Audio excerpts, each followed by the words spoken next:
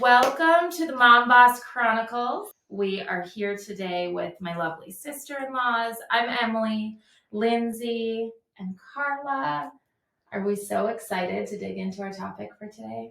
Let's do it. Yes, we're so excited to have you, Carla. Oh, thanks. This is a new moment for us. I know. Fresh in from Minnesota. We've been trying to get Carla to move here and be our neighbor, so maybe eventually we'll win that battle. But for now, that's what we're manifesting for her. Yes, and us. So today we're going to talk about resolutions. We're going to reflect on our year of 2024, and then just talk about what we are excited about for 2025. So when we reflect on 2024, like what are some key takeaways for you guys of this year? I mean, it's gone fast, right? Mm-hmm. Yeah, every year goes faster. Yeah, I can't believe it. But if we kind of take stock of 2024, like some wins, some things we want to change about last year, anything that comes to mind on like a big win for you, something you're really proud of or happy that you accomplished or experienced in 2024? I love that you're starting with the positive. Yeah, that feels good. For me, I would say one of the wins is intentionally spending more time with my kids. Yeah. Because every year I realize it just feels like it goes by faster. Mm-hmm. And so this year I decided to intentionally take a step back from all the other things that I was investing time in. And I'm really grateful for that. Yeah. What time of the year would you say you thought about creating that intention? Was that like a January thing? Did it happen mid-year? You know, it's funny as we talk about resolutions because I feel like some of the things that we start out with at the beginning of the year sometimes do fall off. Yeah. Mm-hmm. Right? And this wasn't even a thought last January. It was something that came through the year as the year went on, and I started realizing, kind of like really thinking about it, like, oh gosh, my kids are in 4th and 1st grade, right? I remember How did that happen? I remember when it feels like yesterday I was changing their diapers. Mm-hmm. Yeah. And so that wasn't until like mid-year. So it's so interesting, right? Like we focus so much on like beginning of the year things. Yeah. Right. And sometimes like our most like valuable or things we value the change, they come later, right? Yeah. Like it's not like January is a magical month, right? Where we get to make those decisions. I think even the opposite of January can feel overwhelming because there's so much pressure for it to be that magical. Yeah, yes. It's like, okay, this is the month I'm going to stop XYZ and I'm going to start this new impossible habit. Sometimes. Right. Sometimes we make it too big. Yeah. It's just exactly the pressure just feels like, okay, if I don't have all of these things outlined and I haven't set all these expectations, goals, sometimes goals feel more like expectations. Yeah. Then it just seems like we're starting out with more pressure. Right. Yeah.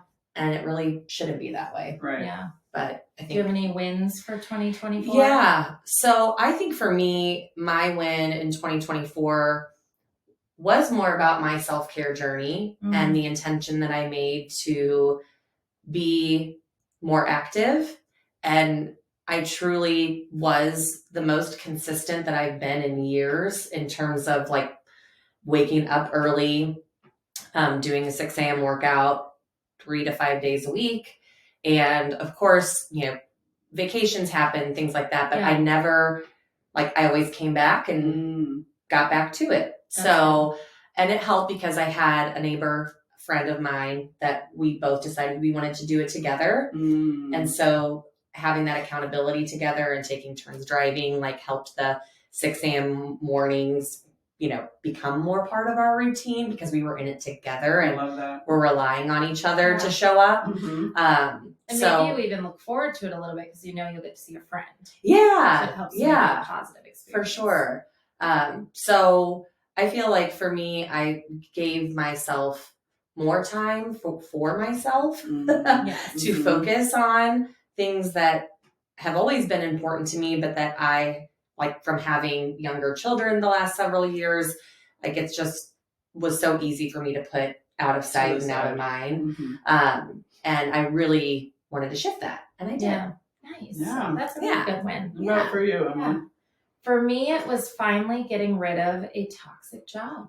That was my big win. So I'd had a job that I hated since the day I started it 2 years ago. And really had not noticed how much it was sucking the life out of me. It just was like an emotional vampire, not a job. And so I was so emotionally drained. I just became almost like bitter, in a sense that I dreaded every morning. And so I started, well, you know this, like we started looking into manifesting. And as I started researching manifesting and specifically listening to videos of like how to manifest a new job, I just quit the job with I was interviewing, but I'd been interviewing like the whole year and nothing had come through. And so I quit the job, and 2 weeks later, I started the new one. Wow. So that was a pretty cool manifesting win for a newbie. That's awesome. Yeah. Good win. So next year, I'm going to prioritize a lot more of just not putting up with those, like having better boundaries and prioritizing my mental and emotional health. I think if I would have done that, you never know what lessons you were destined to learn through that. And even now in this new job, I've been here 3 weeks, and I can see how some of the things I went through did kind of prepare me for things. So I'm grateful for that. But at the same time, you don't necessarily have to go through all that to prepare you for the next thing. Or we don't want to. Yeah. Right. You don't have to keep punishing yourself. Maybe there's a better way. I wish there was a better way that I could learn this lesson. Yeah. So what about, we could kind of take that experience, because you were kind of even drawing in some of the things that you'd learned and wondering about how to keep doing those things in 2025, or are there maybe talk a little bit about that, but also talk about some of like new things that you might want to continue. So I think reflecting, right, is being mindful that sometimes we're in a situation we think that we are stuck in. And I felt stuck in that situation because that was my income, right? So you're paying the bills with that. And if you quit, how will you pay your bills? So it feels like I wasn't able to prioritize myself and my mental health there. And I think probably the same for you with self-care. Yeah. You feel like, well, no, I have 2 kids that need my time, and I have a job I have to show up for. And so really being mindful of how do I pivot? And maybe it's baby steps. Like in this situation, I just started reading about manifesting. So at least I took one step forward to that goal. Yeah. And then I started, of course, the interview processes and searching for a job. So it was just kind of those micro steps forward until I had built up enough confidence or faith in myself to take the plunge and quit. Well, I would even say, like, backing up even before that, taking stock of how you were feeling in the job, even before you started the steps of manifesting something new. True. Because I think a lot of times we might subconsciously know that like things aren't great. I need a change. Something's got to be different.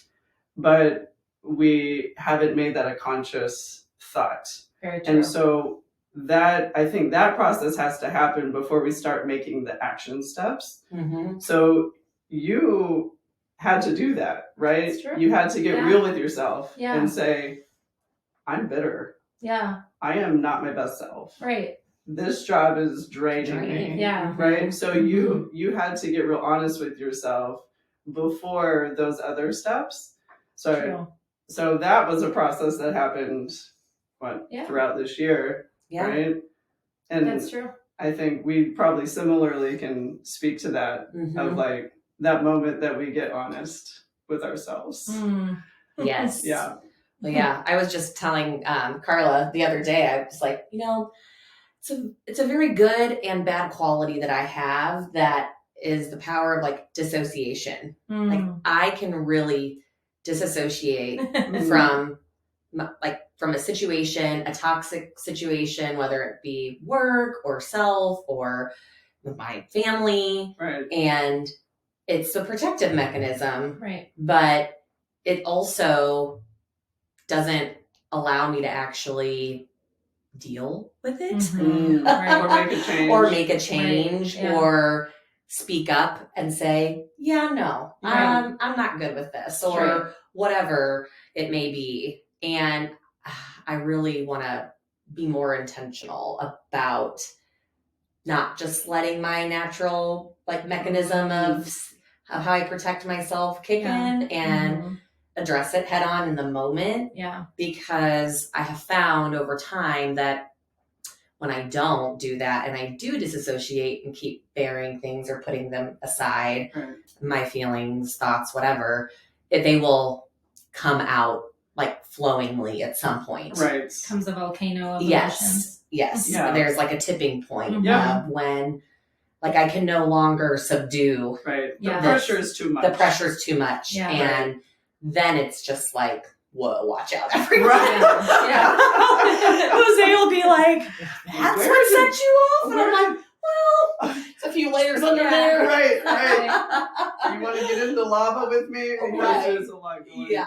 The straw that broke the camel's back. Yeah. Yes. Right. So you may find in that journey, at least I found when I was going through that process, and this is years and years ago when I left a toxic family situation.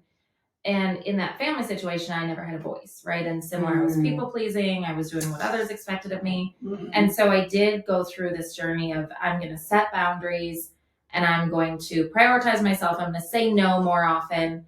And I found I almost went all the way in the opposite direction to the point where I didn't super love who I was becoming. Like I enjoy being a pleasant person and I do enjoy other people liking to be around me, right? And so there eventually I had to find that balance between yes, you can prioritize yourself and that's a great thing, but the other people are still living in your world, right? And so I had to kind of like reel it back from like me being the center of my own world to like understanding, okay, my husband, my kids, my in-laws, they all still have feelings inside my bubble of prioritizing myself. So it became like, it was kind of like a this and then a this. Yeah. I was talking with someone the other day too, just about how when we make changes, sometimes it feels that pendulum swing. Yes. Right? Because wherever we're at, we can feel, well, this isn't right. Like something needs to change. And for whatever reason, I'm not sure like the psychology behind it, but sometimes it's often that we find ourselves swinging to the other side. So if it goes from like people pleasing all the time and you're like, well, that's not really it. That's not, that doesn't feel good. Yeah. And then we go to the other side where it's like, now it's just me and y'all can all F off. Exactly. Right? Right. Right. And I don't know, there's something very normal, like human about that, right? About that swing and the process of saying, well, eventually we get to the point of saying, well, that doesn't fit me either. Right? And so then we kind of come back, right? More of like in this middle range. So that's kind of what I hear you talking about. Of like the pendulum swinging. Yeah. Which is what I always tell my kids, like everything in moderation. It's the balance. Because we'll see that when we're parents watching our children, how extreme our kids can be. Yeah. One or the other. Right? Interesting. Yeah. But like you said too, I think that's just like normal. So when we think about those, you think about those extremes, which I think is very much a New Year's resolution thing, right? Sure. Historically, we have resolutions, which are extreme. It's like, let's January 1st, stop drinking. Let's go to the gym every day. Let's wake up at 5 a.m. Let's read a book every day. You know, we come up with these lofty goals. Yeah. So how could we avoid that massive January 1st comes, we put all these resolutions, and then January 31st, we're burnt out and we've quit them all? Absolutely. Well, I think that part of the problem with setting resolutions, at least for me, is sometimes almost feeling like I'm setting them because I'm supposed to set them. Like a society pressure. And even at work, right? Like, what are your goals? How many meetings are we having at the end of the year about where we ended the year and what are our goals for next year? And so it's like you're already, there's some forced discussion around it, at least from a professional setting in most cases. And then, of course, naturally, everything we see from a content perspective, media, everything's about the New Year's resolution. So I think for me, what I've realized is that like, I don't, if I set something just because I think I should have something covered in terms of my personal health or in terms of a habit breaking, if I just am doing that because I think I need to, I've never stuck to it. Yeah. And I think having smaller, like what's just actually taking time to reflect and think through what is actually important to me Right. before actually creating the resolution.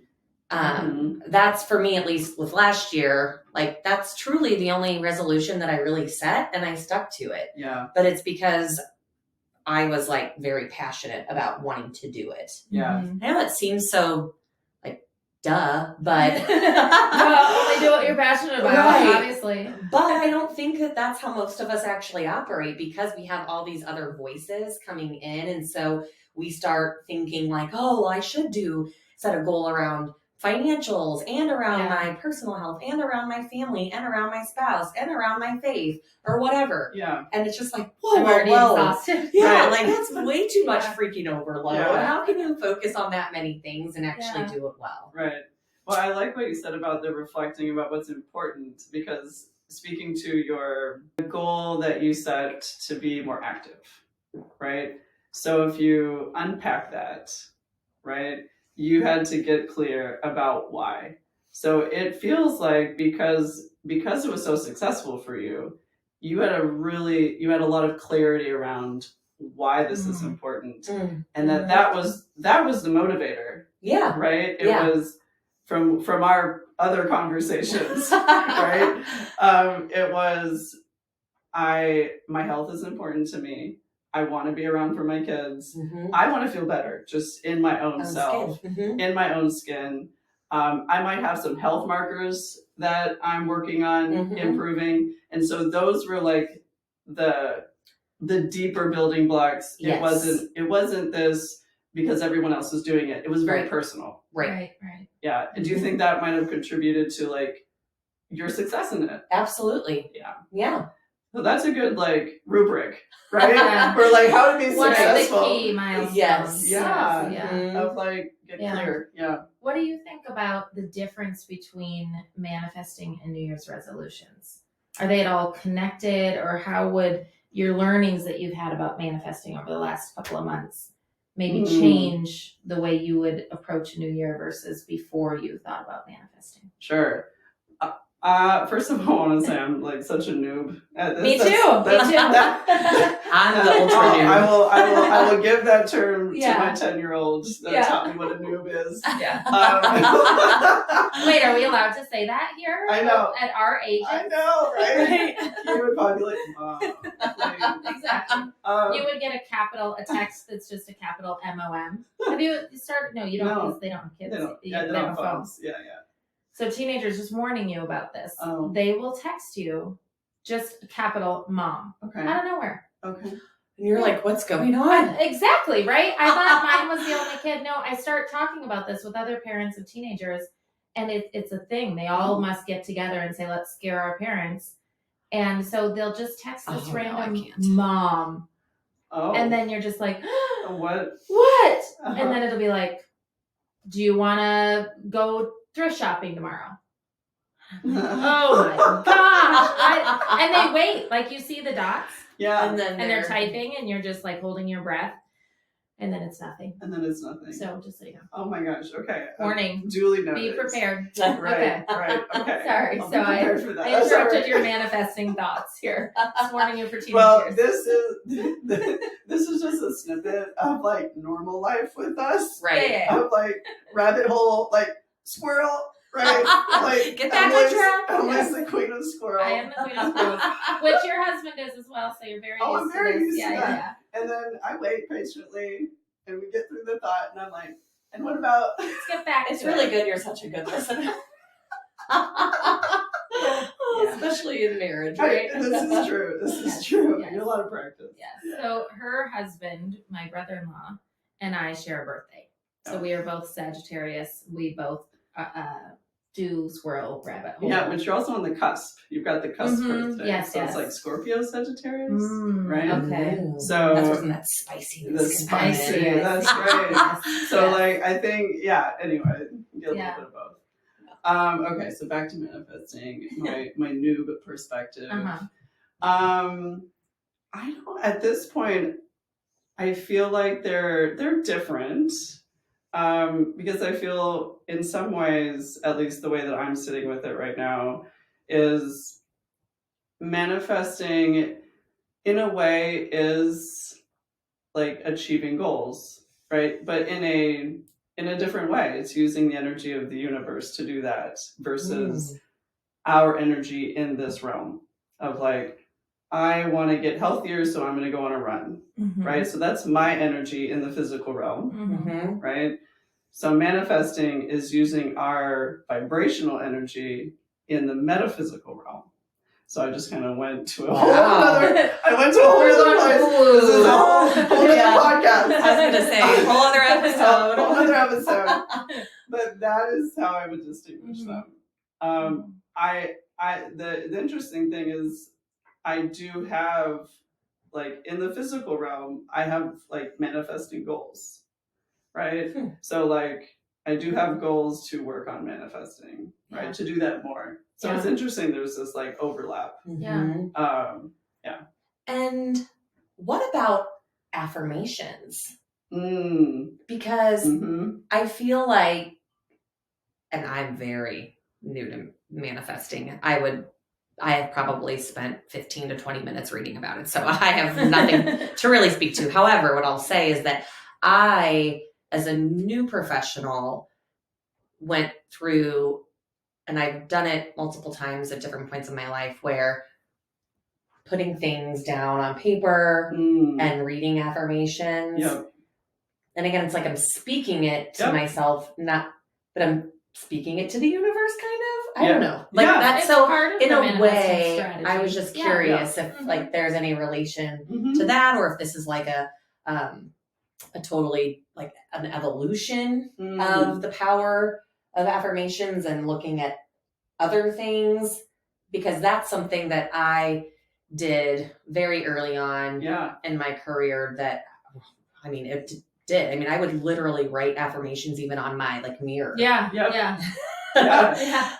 So I'm like, okay, I'm just curious about affirmations and manifesting too. Well, like directly linked. Directly. One of the strategies of manifesting. I think over time that manifesting will replace resolutions. Like I feel like the more that I really do those mindset shifts, it just becomes like daily you're improving your mindset and daily you're attracting the things that you want to attract. So kind of this one-time annual resolution thing would become obsolete. Like the better you are about manifesting in the day-to-day, I feel like it could override this New Year resolution concept. Yeah, that's interesting. As I'm sitting with the topic and thinking about it, and as you were saying, kind of like these small shifts in mindset, right? Because we've talked about how like resolution or manifesting, and I don't think it's like an either or, but that's where that fits right now. Are these kind of micro changes, right? It's not this huge thing. So that idea could be applied to both, right? These like micro shifts. So whether it's I want to get healthier, I want to have a better relationship with my partner or with my kids or a new job, right? It's those little micro changes that happen over time. Right. So that's interesting. It's an interesting topic. I was curious, Lindsay. So do you remember what some of your affirmations were that you were writing on your mirror back in the day? Yes. Be honest. Don't make them all fancy. The thing about affirmations is just like they sound silly in many cases, but okay, some of them were, I earn $100,000 a year.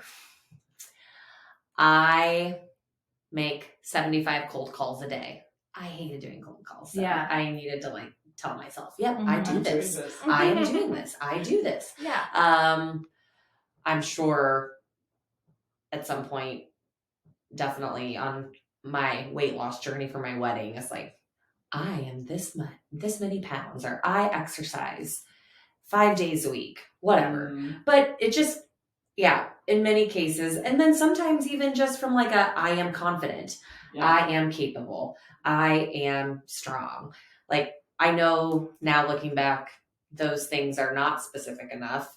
But some things were. Yeah. And so, I mean, a lot of those things did happen Right. or do have, stayed with me. Right. And I'll still go back to them every once in a while, obviously different affirmations, but it does, just from a mindset perspective, like make you state things to yourself that are positive, because we as humans in general are going to naturally critique ourselves. And so, and especially for me, like being the oldest daughter, always having a lot of expectations on me, like as much as I sometimes, I had a problem always doing things because of how other people envisioned me or saw me, not because I necessarily thought that's who I was. Right. And so the affirmations just helped me actually verbalize things to myself and realize, like, no, this, like, I am. Or with like an income goal, like I didn't grow up with anything much. And like, that was for me at a point in time, like a specific earning potential was a key to a freedom that I never necessarily like had. Money was always an issue for us as a family growing up. So like that in my early 20s was like a very specific goal of mine to change that like dynamic of what was going to be a stressor in my life. So that is very much connected to manifesting. Yeah. And part of manifesting is like understanding, why do you maybe feel like you don't deserve that particular income goal, and really trying to work on those mental things that are limiting beliefs or blocking us from stepping into the life that we want. Right. And so by just saying that I make X amount, you're giving yourself permission, number one, to make that amount. And you're identifying like, oh, maybe I didn't think I was capable. Maybe I didn't think I was worthy. Whatever those limiting beliefs are, you start to tear them down without necessarily even understanding that's what those affirmations are doing. Because you'll never step into it until you believe that you can. Or that you deserve it. Yeah. Because like there's only one person in my like immediate circle of influence at the time that like had any sort of financial independence. So it was very difficult, as much as like I wanted to have a different path. It's really hard whenever like your main environment is surrounded by people that don't have that. Right. So and that could be for anything too. Anything. Right. Like if maybe my family struggles with health, right? And so in my immediate surroundings, I'm seeing people that struggle with health. It's hard to envision it, right, if I don't have that example. But even having one person, I think, is like that kind of like crack in the door, right? Where that light, you can see like, oh, it is possible. Right? And so I think that is important to have like those examples in our lives.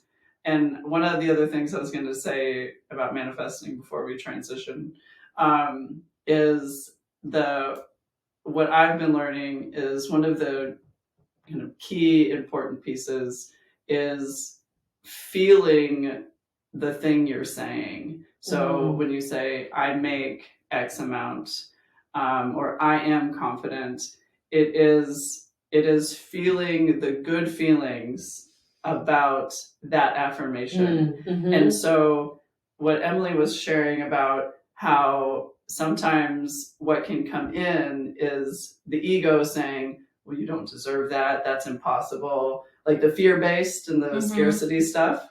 Right. And so when those thoughts come in, then we have the work to do of breaking those down. Right. So that we can fully feel the good in that affirmation. So for instance, if I didn't have any like fear-based thoughts, scarcity mindset, and I truly felt like I am making $100,000 a year, And in my body, that felt joyful, that felt freeing, that felt exciting, right? That's the manifesting, right? It's because you're sending that good feeling that's associated with your affirmation. That's the energy you're putting out. Okay. Does that make sense? That makes complete sense. So oftentimes we have, depending on what category it is, we might notice like, oh, I am totally not blocked around money. But when I manifest around health, I get all of this. Yes. I get all of this negative feedback of like that's the never going to happen. The intrusive thoughts start coming all in. Of the, right? And it's so fascinating as you pay attention of like, oh, like what areas of my life you just observe, right? Like, oh, I don't have many blocks around finances maybe, but I do have a lot of blocks around health, around relationship, or I don't deserve a good partner or love, or right? So each of us are going to start noticing if we do this work more, right? Like what those blocks might be. And we can usually trace them back when you really start thinking, oh, why do I have this block about money? Well, it's because my parents always said we can't afford Christmas presents this year. Whatever those statements that you heard over and over through childhood, that's what formed those limiting beliefs. Correct. And so unraveling them is that it's the intention and the work, like you mentioned, of saying, I'm going to undo that limiting belief and go into a mindset of abundance around this thing that naturally I wouldn't do, right? Or historically. Maybe not naturally. Yeah. Right? Yeah. Because who knows? Habitually. Habitually what was formed. Right? Yeah. That's a good point. That it does. There is a trail backward. Yeah. So of course with inflation you'll have to update that your affirmation from 10 years ago. Because now like I don't, in terms of thinking about things in a financial way, it's so different. Like I don't have that same mentality. Like I don't. Yeah, because you don't live paycheck to paycheck. No. So it's not one of those things. No, now it's more of like, you've unlocked that one. If I want to retire in 5 years, what does this need to look like? Because now I've found the vehicle to I feel financially free in terms of my day-to-day stress. Like that's not something that limits my actions or comes into my mind at this point, which is amazing. But now it's like more about the kids and how do I not raise, entitled. Yes. I was having some profanity enter my brain. I'm like, I'm like, how do I not raise little assholes? How do I not raise little douchebags, like frat boy douchebags that just think that they deserve everything? Entitled. Always. So much words. Hear my words. That works too. That works too. Like, I don't want to raise, little buttholes. No.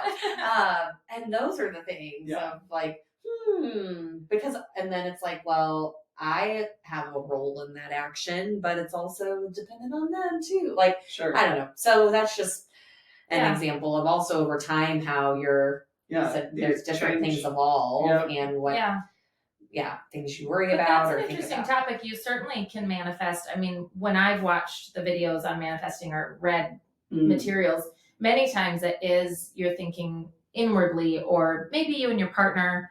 A lot of the people that talk about manifesting online, they're not necessarily manifesting what they want their adult children to be, but that's a great thing to put into your manifesting journey, right? Absolutely. Of how do my actions reflect on my children to create a positive example for them, right? To teach them the right guiding steps to become good humans and good adults and to have the balance that they need to have. Yeah. That's an interesting, I never really... In all the topics, have you read any where they're really talking so much about the children? Only one time did I come across, so far in my new experience, have I come across a question about manifesting for other people. So that's maybe a little bit different than maybe this topic of manifesting how we want our children, right, to be in the world and how we want them to move. But no, I think that this is interesting because a lot of the manifesting, right, material that I've also read is about manifesting personal things, right? Like for things to come into my life, but not necessarily how that influences or affects other people, right? In my life. The only thing that I would say that maybe is related to this is I have seen some stuff on manifesting either a relationship coming into your life or manifesting a better relationship that you have a relationship already, but you want it to be better in some way, right? And so like there is a little bit of that, like I have seen that one a lot too, like manifesting love or a partner. Right, like coming into your life. But what happens when you already have that partner and maybe you want it to be better in some way, or maybe you're going through a rough patch, and so you manifest getting through that and coming out more connected, better communication, more understanding, or whatever piece that you feel is missing. Right. And so, but I have not yet seen a whole lot on like manifesting how you envision wanting your children to be. So that's a new one. We unlocked a new topic. New aspect of my noobs manifesting. Well, I feel like it would be directly related to manifesting our parenting abilities, right? Because we're not necessarily manifesting for them that they'll be good adults, but a lot of what happens with our children is as a result of the environment we put them in. Right. And so it's maybe not our exact parenting, but we definitely have the power of creating limiting beliefs for them or creating abundance mindsets for them. Sure. So I think a lot of our manifesting will directly impact them. But what if we were a little more intentional about I'm manifesting this to create good humans? Yes. And like to impact my family in this way. I think you might have just added something to my resolution for manifesting in 2025. It directly ties to what you did in 2024 because you're spending more time with your children, which it will impact their adult because now they have a connection of their mom each day. You're able to impart things into them during that time that you're spending together versus just the school or just their friends imparting their thought processes, right? Yeah, and I think that for me, one of the things I think why this was going back to the why, like the why of the resolution or the why of the change is like I grew up where I knew my mom wanted to be home more, but for financial reasons couldn't be. Like she had to work outside the home. And so I remember feeling like, gosh, I just wish I had more time with mom, right? Yeah. And so this is my why for my kids is being home when they get home from school and not just being home physically, but being home mentally and emotionally, where I can receive them, right, in a way that feels good to me, feels good to them. Like that's my why, right? So wanting my kids to kind of have some of those memories of like, gosh, I was so excited to come home and tell mom about my day. Yeah. Right? Like those moments. Yeah. Right. Not just that drive home where you're like, how was your day? Fine. Right. But where you've really opened lines of communication for them to tell you the goods, the bads, and it's a chance for you to actually give them some coping mechanisms or some skills, or this is how we deal with situations like what happened to you today. Or whatever comes up. Yeah. Right. That I'm the hug or the hug. Whatever they needed in that moment. Exactly. Or the apple with peanut butter because I'm starving because whatever happens to come through the door that day. Whatever their needs may be. Mostly the food probably. Yeah. First it's food and then it's talk. Because 5 years in middle school, that's when we'll start talking about more of this emotional, social dynamics. Yeah.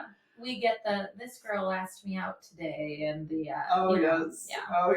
Yeah, all the coaching moments. Can't wait for that. So as we wrap up, we reflected on 2024. I think overall, like some really exciting wins in the grand scheme of 12 months. I feel like we accomplished a lot. Yes. A lot of really good things. Absolutely. And then we talked a little about how we maybe shift from this New Year resolution to micro habits, to intentional choices, thinking about taking care of ourselves and how we keep through 2025, we maintain maybe what we've already set up in 2024. Yep. And then what are we adding to that? So for all of you listening, it'd be an interesting exercise within the comments to just put, we talked about maybe it's not a resolution per se.